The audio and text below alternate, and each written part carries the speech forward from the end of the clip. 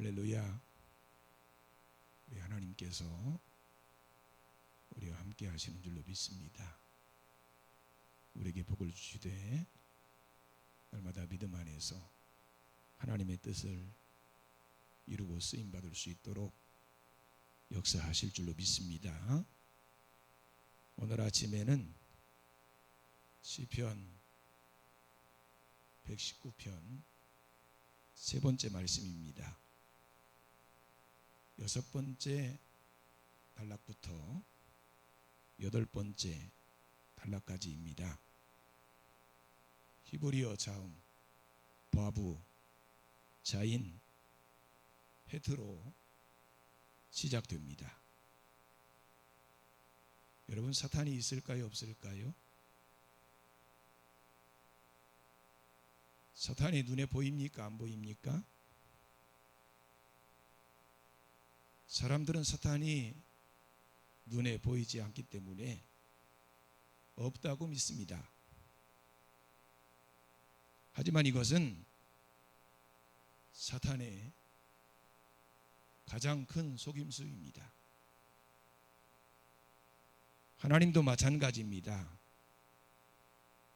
하나님께서 눈에 보이지 않으시기 때문에 사탄은 하나님이 없다고 속삭이며 그렇게 믿도록 만듭니다.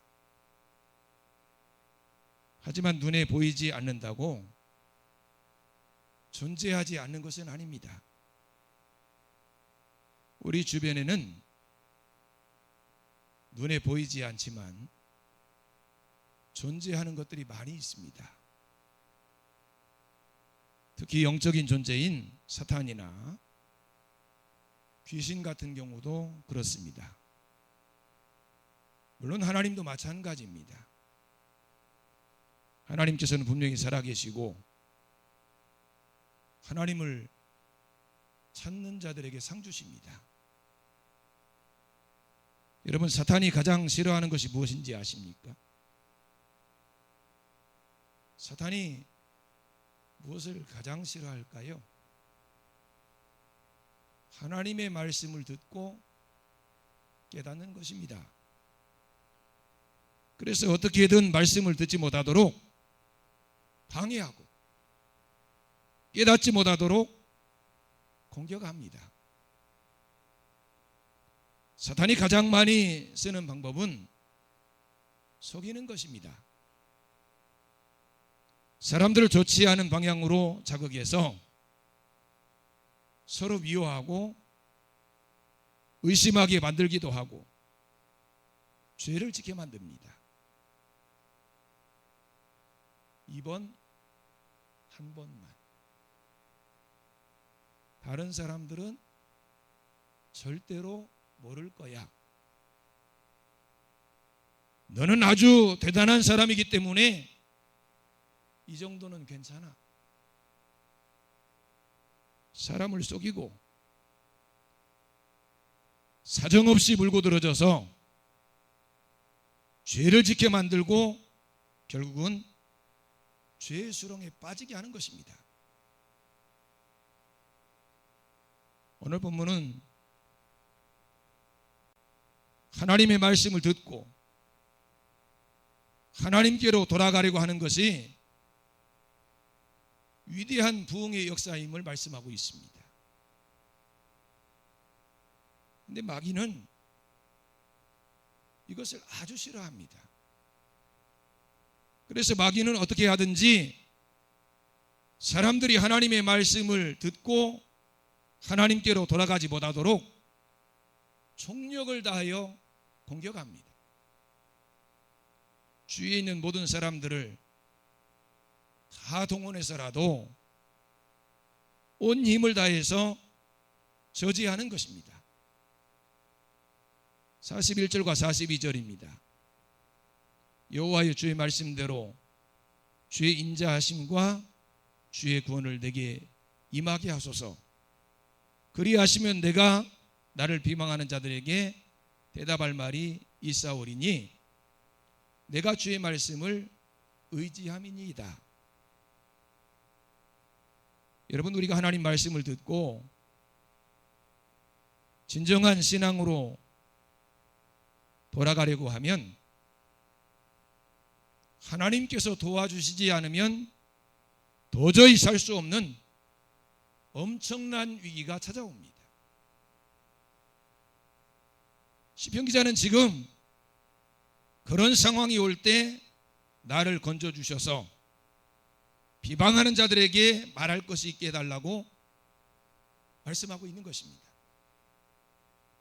하나님께서 분명히 살아계신다고 하는 사실을 증거할 수 있도록 말입니다. 여러분, 사무엘상 7장에 보면 미스바에 모여서 사무엘을 통해서 하나님의 말씀을 듣던 이스라엘 백성들이 회개하며 은혜를 받고 모든 우상을 버리고 하나님만 섬기기로 작정했을 때 어떤 일이 일어났습니까? 블레셋 족속이 쳐들어왔어요. 어떻게 하나님의 말씀을 듣고 은혜 받은 그 시간에 블레셋 족속이 쳐들어왔을까요? 마귀가 블레셋 족속들을 충동질했기 때문입니다. 여러분이 이 세상에 우연히 일어나는 일은 없어요. 영적인 일도 마찬가지입니다. 하나님이 역사하시든지 마귀가 역사하든지 그래서 일어나는 거예요. 하나님의 백성들이 하나님 말씀을 듣고 은혜 받으면 마귀가 제일 먼저 눈치채고 쳐들어옵니다. 우리가 사사기 말씀을 통해서 상고했던 것처럼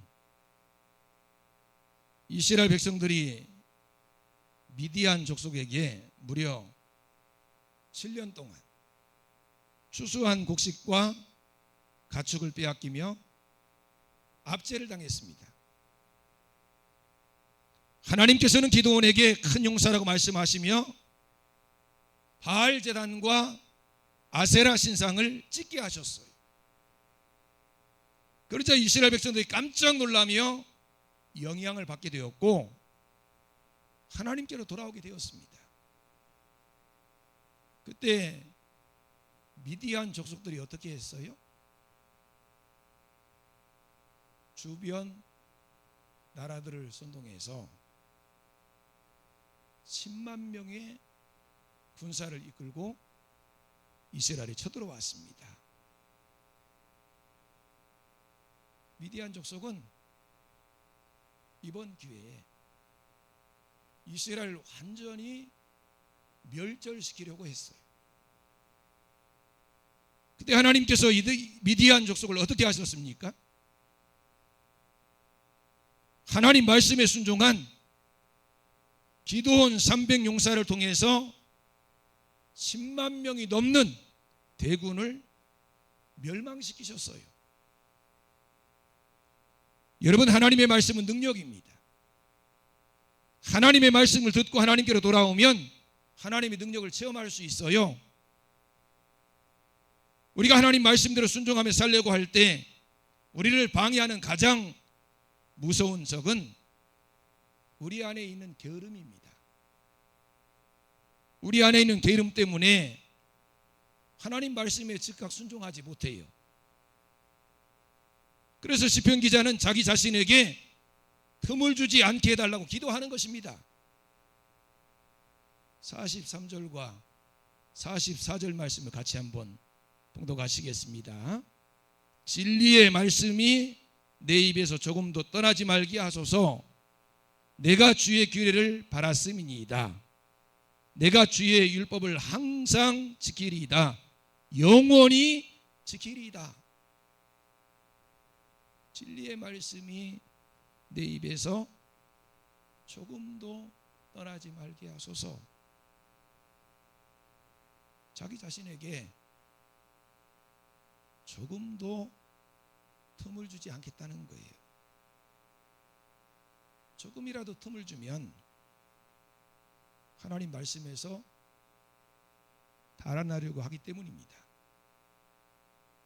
그래서 주의 율법을 항상 지키겠다고, 영원히 지키겠다고 다짐하고 또 다짐하는 것입니다.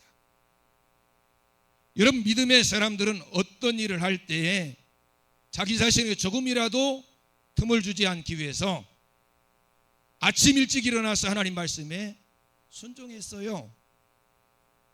아브라함도 하나님께서 백세에 얻은 아들을 번제로 바치라 하셨을 때 아침 일찍 일어났습니다. 시간이 지나면 이따가 하지, 다음날 하지, 핑계댈 게 뻔합니다. 그리고 하나님 말씀에 걸림돌이 되는 것을 다 제거했어요. 아내 사라와도 의논하지 않았습니다. 당사자인 이삭에게도 마지막까지 말하지 않았어요. 마지막 모리아 산으로 올라갈 때에는 종들도 산 아래 두고 아들만 데리고 산으로 올라갔습니다.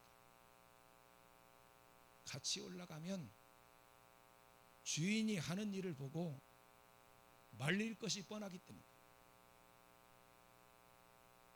여러분, 하나님 말씀에 순종하는데 가장 큰 방해 요소는 다음에 하지입니다.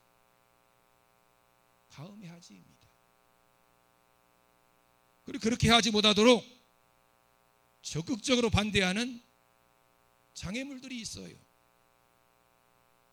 그러므로 하나님 말씀에 우리를 꽁꽁 붙들어 매야 합니다. 그리고 지금 당장 하나님과의 관계 속에서만 이뤄내야 합니다. 그러면 자유로워지는 거예요. 45절입니다. 내가 주의 법도들을 구하여 싸우니 자유롭게 걸어갈 것이오며. 우리가 하나님 말씀대로 살면 하나님의 말씀이 우리를 구속할 것이라고는 생각이 듭니다. 사실 이스라엘 백성들은 무엇을 해도 자유롭지 못했어요. 언제 어디서 어떻게 죄에 감염될지 몰라서 쩔쩔맸습니다. 그래서 조심조심 항상 살아온 판이었어요. 그런데 놀라운 것은 오히려 하나님 말씀에 올인하니까 더 자유로워지더라는 거예요. 하나님 말씀에 붙들려 살면 하나님의 말씀이 우리를 자유롭게 하는 것입니다. 그래서 예수님께서도 진리를 알지니 진리가 너희를 자유롭게 하리라고 말씀하신 거예요. 진리는 죄의 사슬을 끊게 합니다. 진리는 미신의 두려움을 끊게 해요. 그래서 우리를 자유롭게 하는 것입니다. 그래서 우리는 주의 계명을 사랑하며 즐거워하는 거예요. 47절과 48절 말씀 같이 봉독하시겠습니다. 내가 사랑하는 주의 계명들을 스스로 즐거워하며 또 내가 사랑하는 주의 계명들을 향하여 내 손을 들고 주의 율례들을 작은 소리로 읊조리리이다. 하나님을 사랑하는 자들은 하나님의 말씀을 사랑합니다. 하나님의 말씀은 하나님의 사랑입니다. 그 말씀 한 구절 한 구절 속에 하나님의 깊은 사랑이 들어있어요. 그래서 그 말씀 한 구절 한 구절을 깊이 사랑하며 묵상하게 됩니다. 여러분, 우리가 하나님 말씀을 사랑하고 묵상하면 하나님과 하나 되는 체험을 하게 돼요. 우리의 지친 영혼이 새로워지고 우리의 상한 심령이 위로를 받고 병든 육체가 고침받는 역사가 나타나는 것입니다. 49절과 50절입니다. 함께 말씀 봉독합니다. 주의 종에게 하신 말씀을 기억하소서. 주께서 내게 소망을 가지게 하셨나이다. 이 말씀은 나의 고난 중에 위로라. 주의 말씀이 나를 살리셨기 때문입니다. 여러분, 우리는 아무 동행이 없이 밤길을 혼자 걸어가야 될 때가 있습니다. 그때는 부모님도 형제 자매도 친한 친구도 함께 하지 않습니다. 야곱이 집을 떠나서 밧단 아람에 있는 외삼촌 집으로 도망할 때 거기 야곱과 동행하는 자가 아무도 없었어요. 야곱을 그토록 사랑했던 어머니도 함께 할 수 없었습니다.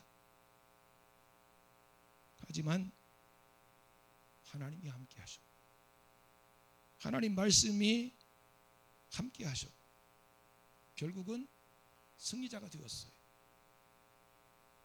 아무도 우리와 할 수 없는 그때 우리와 함께 하시는 동반자가 있습니다. 바로 하나님이셔요. 하나님 말씀입니다. 캄캄한 밤 누군가가 함께하면 얼마나 위로가 되고 든든한지 몰라요. 여러분 작은 아이라도요 손을 잡고 걸어가면 불안과 두려움이 훨씬 덜합니다. 그런데 능력의 하나님 말씀이 우리와 함께 하신다는 거예요. 소망이 넘칩니다. 위로가 넘칩니다. 주님의 말씀이 우리를 살리십니다. 시편 기자는 여러 가지 어려움을 만났어요.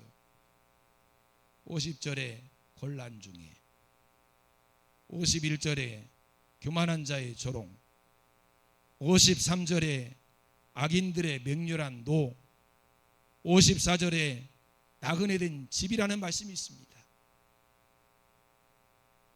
우리가 하나님 말씀을 따라가더라도 때로 연단으로 순탄한 길을 갈 수 없을 때가 있어요.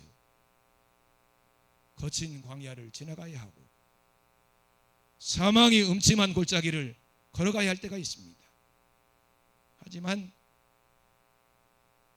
걱정하거나 염려할 필요가 없어요. 불안해하거나 두려워할 필요가 없습니다. 하나님의 말씀과 함께 간다면 거기 길이 있고 복된 삶이 있어요. 말씀을 붙잡고 한없이 방한 것 같지만 모든 것이 합력해서 선을 이루게 됩니다. 그것이 말씀 안에 거하는 자에게 주시는 하나님의 복이에요. 그러므로 하나님 말씀을 지키는 것이 우리의 본업이 되어야 합니다. 하나님 말씀 붙들고 기도하며 전심으로 하나님 은혜를 구해야 합니다. 하나님 말씀 붙잡고 어떤 악인의 줄이 나를 둘러도 두려워하지 말고 언제나 감사한 마음으로 살아가야 합니다. 그러면 하나님의 새로운 은혜가 임하게 될 것입니다. 그리고 그 은혜로 말미암아 우리가 살고 우리 가정이 살고 우리 교회가 살고 이 세상이 사는 놀라운 역사가 나타나게 될 줄로 믿습니다. 기도하시겠습니다. 하나님 말씀은 우리의 소망이요 우리를 살리는 능력인 줄로 믿습니다.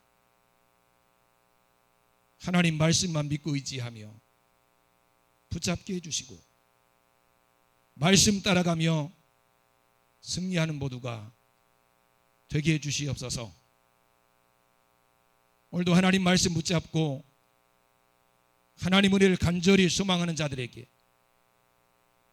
하나님의 능력을 베푸셔서 병든 몸이 고침받게 해주시고 상한 심령이 위로받게 하시며 지친 영혼이 쉼을 얻게 해주시옵소서. 예수님 이름으로 기도합니다. 아멘.